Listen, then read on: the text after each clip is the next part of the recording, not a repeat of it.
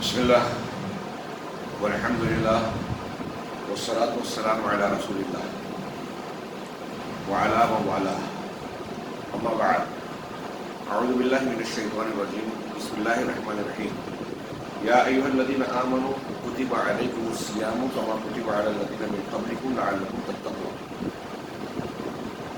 وعن ابن عمر رضی اللہ عنہما قال سمعت رسول اللہ صلی اللہ علیہ وسلم یقول بنی الاسلام علی خمس شہادت اللہ الہ الا اللہ وان محمد رسول اللہ واقام الصلاۃ وایتاء الزکاۃ والحج وصوم رمضان رواہ البخاری واللفظ له ومسلم ایضا.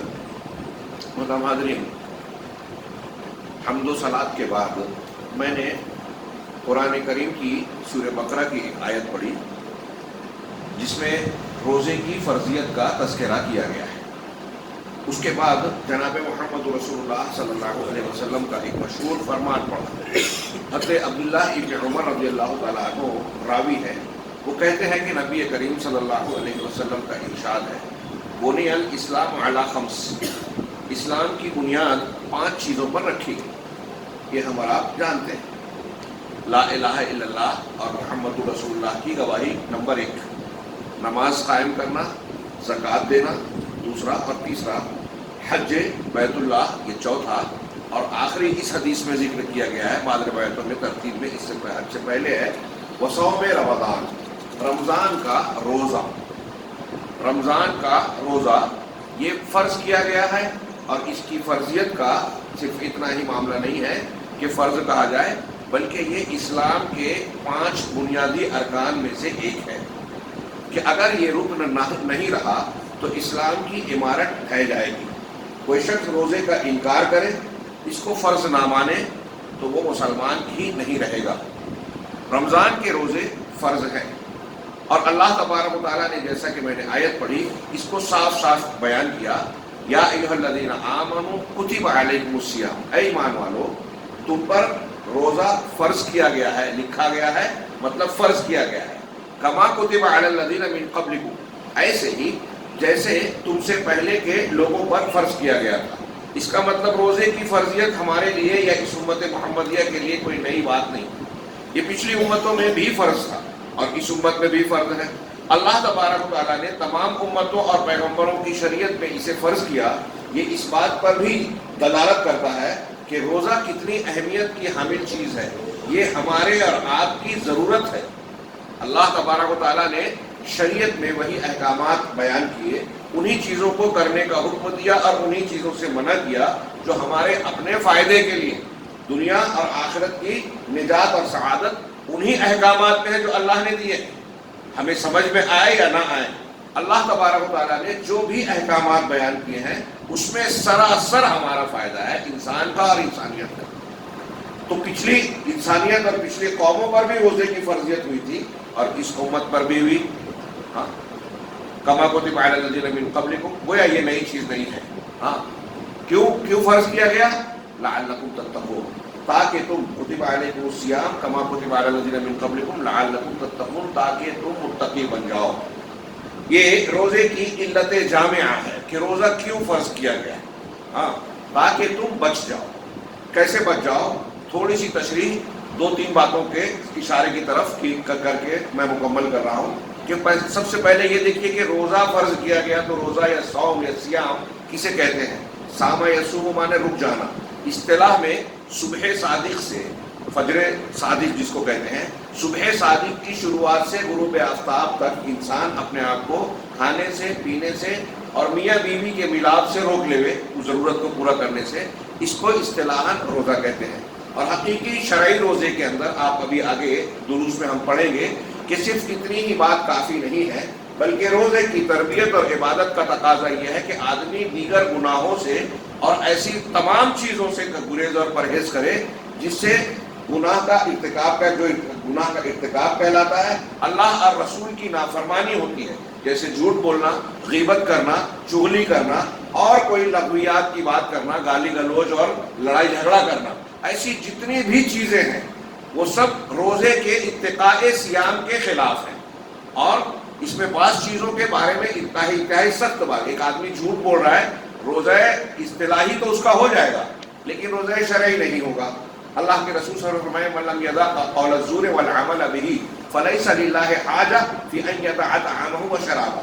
جو شخص جھوٹ بات کو اور اس کے تقاضے پر عمل کرنے کو نہ چھوڑے، بے ایمانی کو، دغا بازی کو، دھوکے بازی کو نہ چھوڑے، تو اللہ کو کوئی ضرورت نہیں ہے کہ وہ بھوکا پیاسا رہے. تو یہ صوم ہے. میں صوم کی صرف تعریف کرتے ہوئے وضاحت کر رہا تھا کہ صوم رمضان، تو صوم کیا ہے؟ روزہ رکھنا.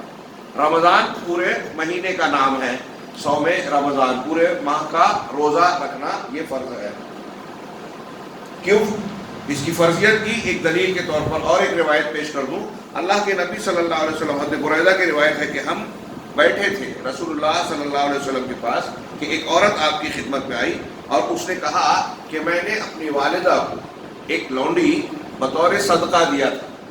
اپنی امی کو ایک لونڈی دیا تھا. دیکھیے والدین کو بھی اگر اللہ نے نوازا ہے تو یہ حسن سلوک کا حصہ ہے، دیتے تھے. ہاں، چنانچہ انہوں نے کہا وَإِنَّهَا مَاتَتْ، اب اس کی موت ہو گئی. اب گویا وہ لونڈی ہے. تو نبی کریم صلی اللہ علیہ وسلم نے کہا کہ وجب اجرک، تمہارا اجر واجب ہو گیا. ہاں، لیکن یہ تمہاری قسمت ہے کہ جب والدہ کا انتقال ہو گیا تو اجر تو مل گیا تمہارے والدہ کو یہ خدمت کرنے اور تحفہ دینے کا. اب جو لونڈی تم نے دی تھی وہ لونڈی میراث کے طور پر خود تمہارے پاس واپس لوٹ آئے گی. تم نے دے دی تھی، اب والدہ کی ہو گئی تھی، لیکن اب والدہ کی یہ چیز اس کی منہ کی موت کی وجہ سے واپس تمہیں مل جائے گی. قالت یا رسول اللہ، اگلی بات میں پیش کرنا چاہ رہا ہوں. اس نے کہا اللہ کے رسول، یہ مسئلہ پوچھ لینے کے بعد اس نے کہا اے اللہ کے رسول انہ کان علیہا صوم شہر، کہ میری والدہ پر ایک مہینے کا روزہ باقی تھا. افا اصوم عنہا، ابھی آپ پڑھیں گے کہ اگر کوئی بیمار ہے، سفر میں ہے، کوئی عذر شرعی ہے تو روزہ چھوڑ سکتا ہے. بعد کے دنوں میں گنتی ایام معدودات. ہاں، فمن کیا ہے جس سے روزہ چھوٹ جائے دوسرے دنوں میں گنتی پوری کر لے. فعدتها من ایام اخر قرآن نے کہا. تو گویا کسی عذر شرعی کے تحت ان کے پورے مہینے کا روزہ چھوٹا تھا. تو اس خاتون نے پوچھا کہ میری والدہ کا مہینے بھر کا روزہ چھوٹا ہوا تھا. تو اللہ کے رسول صلی اللہ علیہ وسلم سومی عنہا، ان کی جانب سے روزہ رکھو. قالت، اس نے کہا انہا لم تحج قط، انہوں نے حج بھی نہیں کیا تھا کبھی. افا احج عنہا، تو کیا میں ان کی جانب سے حج کروں؟ آپ نے فرمایا حجی عنہا، ان کی جانب سے حج کرو. ان کے انتقال کے بعد ان کی طرف سے باقی روزہ رکھنے کا حکم دینا، حج کا حکم دینا، یہ بھی اس بات کی دلیل ہے کہ یہ ایسا فریضہ ہے کہ اگر عذر شرعی کے تحت بھی چھوٹا ہے تو اس کی ادائیگی ضروری ہے. یہ اس کے فرض ہونے کی دلیل ہے. مماتا وعلیہ صیام صام عنہ ولیہ، بخاری کی حدیث ہے. جو مر جائے اور اس پر روزہ باقی تھا، وہ فرض روزہ چھوٹا ہو یا نظر کا، اس میں علماء کا اختلاف ہے، لیکن یہ کہ جو بھی روزہ فرض باقی تھا صام عنہ ولیہ، تو اس کا قریبی رشتہ دار اس کی جانب سے روزہ رکھے گا. یہ روزے کی کتنی تاکید سمجھ میں آ رہی ہے. غور کیجیے کہ اگر نہیں رکھ سکا ہے بندہ تو مرنے کے بعد اس کا قریبی رشتہ دار رکھے گا. یہاں ضمناً ایک مسئلے کی طرف اشارہ کروں کہ شیخ ابن باز اور دوسرے بڑے بڑے علماء نے بیان کیا کہ اگر ایک بندہ نماز ہی نہیں پڑھتا تھا تو اس کا روزہ قضا نہیں کیا جائے، کیونکہ جب وہ روزے سے زیادہ اہم فریضے کو ادا نہیں کرتا تھا تو روزے کا کیا اہتمام کرے گا؟ اس نے روزے کو اگر چھوڑا ہے. اس لیے جو نمازی مومن بندہ ہے اور عذر شرعی کے تحت جس کا معاملہ اس طرح ہوا ہے اس کی جانب سے روزہ رکھا جائے گا تو وہ جو ہے اس کو کیا نام ہے، اللہ تبارک و تعالیٰ کی طرف سے یہ رخصت اور یہ عطیہ ملے گا کہ اس کا روزہ پورا ہوگا. آگے رمضان، یہ روزے کی فرضیت بتائی. صوم رمضان، رمضان یہ مہینہ، اس مہینے کا تھوڑا سا ذکر کریں. حالانکہ ابھی رمضان اور روزے کے فضائل و مسائل آگے ہم پڑھیں گے. یہاں آج صرف ایک حدیث اللہ کے نبی صلی اللہ علیہ وسلم کا ارشاد ہے بہت مشہور، اذا دخل شہر رمضان فتحت ابواب السماء وغلقت ابواب جہنم وسلسلت الشیاطین، متفق علیہ. کہ جب رمضان کا مہینہ داخل ہوتا ہے، بعض روایتوں میں کہ ہلال نظر آتا ہے، جب رمضان کا مہینہ داخل ہوتا ہے تو آسمان کے دروازے، بعض روایتوں میں ہے جنت کے دروازے کھول دیے جاتے ہیں، جہنم کے دروازے بند کر دیے جاتے ہیں، اور شیاطین کو پاک بسلاسل کر دیا جاتا ہے، یعنی قید کر دیا جاتا ہے، زنجیروں میں جکڑ دیا جاتا ہے. کچھ لوگ کہتے ہیں کہ حقیقت میں جکڑا جاتا ہے، کچھ لوگ یہ کہتے ہیں کہ ان کے اثرات ختم کر دیے جاتے ہیں. حدیث میں کہا گیا ان کو قید کر دیا جاتا ہے، ہم یہ مانتے ہیں. اور بعض روایتوں میں ہے کہ سفلت مردۃ الشیاطین، کہ جو سرکش شیاطین ہیں ان کو جکڑا جاتا ہے. اس سے معلوم یہ ہوا کہ چھوٹے موٹے شیاطین آزاد ہوتے ہیں. کچھ لوگ سوال کرتے ہیں نا کہ جب شیطان بند ہوتے ہیں تو رمضان میں گناہ کیسے ہوتے ہیں؟ تو چھوٹے موٹے آزاد رہتے ہیں. مرادہ شیاطین یعنی جو سرکش ہیں وہ قید ہوتے ہیں. بہرحال یہ رمضان کی فضیلت کا ایک پہلو میں نے پیش کیا کہ رمضان کے روزے ایک طرف فرض ہیں اور صوم رمضان کا مہینہ کتنی اہمیت کا حامل ہے کہ اللہ تبارک و تعالیٰ اس میں ہمیں اور آپ کو گویا اسٹیج سجا کر دے رہا ہے, نیکی کا ماحول بنا کر دے رہا ہے کہ دیکھو جو بہت بڑا ایک سبب ہے گناہ کا, برائی کا, اللہ کی نافرمانی کا, شیاطین, اس کے اثر کو ختم کر دیا گیا, کم کر دیا گیا, قیدی بنا دیا گیا اور جنت کا دروازہ کھل گیا, جہنم کے دروازے بند کر دیے گئے. یہ گویا ہمارے اور آپ کے لیے ماحول بنایا گیا نیکیوں کا, اللہ تبارک و تعالیٰ کی فرما برداری کا. اور روزے کی حالت میں جب ہم صبح صادق سے غروب آفتاب تک بھوکے پیاسے اللہ واسطے رہتے ہیں تو یہ پوری حالت ہماری, ہم سو رہے ہیں کہ جاگ رہے ہیں, پیشاب پخانے کے لیے جا رہے ہیں, کوئی انسانی حاجت کے لیے جا رہے ہیں, بازار میں جا رہے ہیں, ڈیوٹی پر جا رہے ہیں, سروس کر رہے ہیں, کوئی چیز بیچ رہے ہیں, ہم ان تمام حالتوں میں روزے سے ہیں. تو یہ روزے کی حالت عبادت کی حالت ہے. یہ ایک بندے کو اللہ تبارک و تعالیٰ سے قریب کرنے کی عبادت کی حالت ہے اور یہ پوری حالت انسان کے لیے انتہائی بابرکت ہے. اس کے لیے مستقل احکامات ہیں جو ہمیں اور آپ کو سیکھنے چاہیے. آئندہ دروس میں ہم جانیں گے کہ ان حالتوں میں ہم کو کیا کیا چیزیں ملحوظ رکھنا چاہیے. ایک حدیث مزید پیش کر کے روزے کی لعلکم تتقون والی بات کہ تم بچ جاؤ, اس کا دو معنی لوگوں نے کیا. ایک گناہ سے بچ جاؤ. اللہ کے رسول فرما رہے ہیں, اگلے حدیث میں آئے گا کہ روزہ ڈھال ہے, یہ ڈھال ہے گناہوں سے بچنے کے لیے. اور ایک حدیث میں وضاحت ہے کہ روزہ حصن حصین من النار, جہنم سے بچنے کے لیے مضبوط قلعہ ہے. تو لعلکم تتقون کا معنی اگر ہم کریں کہ تم بچ جاؤ یعنی جہنم کی آگ سے بچ جاؤ. ایک حدیث ہے حضرت ابو امامہ, حضرت ابو سعید خدری کہتے ہیں کہ میں نے رسول اللہ صلی اللہ علیہ وسلم کو فرماتے ہوئے سنا, من صام یوما فی سبیل اللہ بعد اللہ وجہہ عن النار 70 خریفا. بخاری مسلم کی حدیث. اللہ اکبر. صرف ایک روایت روزے کی اہمیت کے لیے میں ایسا سمجھتا ہوں کافی ہے کہ جو اللہ کے لیے اللہ کے راستے میں ایک دن کا روزہ رکھے گا, اس میں رمضان کی بھی بات نہیں ہے, عام روزے کی بات ہے. تو رمضان کے روزے کی فضیلت تو دوسرے نفل روزوں سے اور زیادہ ہے.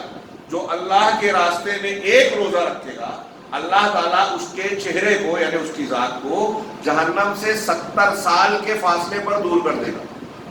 یعنی ایک آدمی 70 سال جتنی مسافت طے کرتا ہے نا, اتنی دوری اس کے اور جہنم کے درمیان اللہ تبارک و تعالیٰ پیدا کر دے گا ایک روزہ رکھنے سے اللہ کے راستے میں.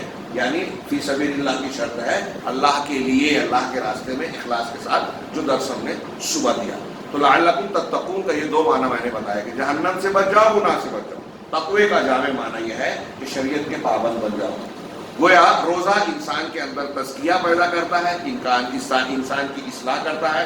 شیاطین کے منافذ جو راستے ہیں ہمارے بدن میں شیطان کا اثر ہوتا ہے, چلتے پھرتے ہیں, نفس کی خواہشات کو ابھارتا ہے, ان اثرات کو ختم کرتا ہے.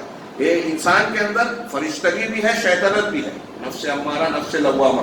تو روزے کی حالت میں بندہ اپنی فرشتگی کو مضبوط بناتا ہے, شیطنت کو کمزور کرتا ہے. اور یہی جنگ ہمارے دنیا میں چل رہی ہے, یہی ہمارا امتحان ہے.